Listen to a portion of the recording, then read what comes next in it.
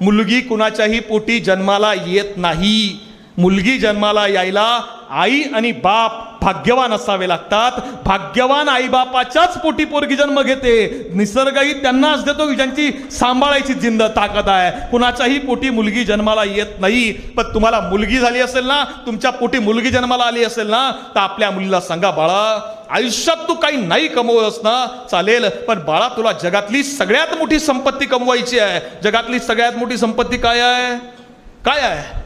आपले वडील गरीब असले ना चालेल, आपली आई भाजीला तेल कमी आहे म्हणून अर्ध्या पळी भाजी बरे स्वयंपाक करत असली ना चालेल, आपला बाप फाटलेलं बनियन शिवून वापरत असला ना चालेल, आपली आई लोकांच्या घरी काम करत असली, आपला बाप MIDC मध्ये कामाला असला ना तरी चालेल.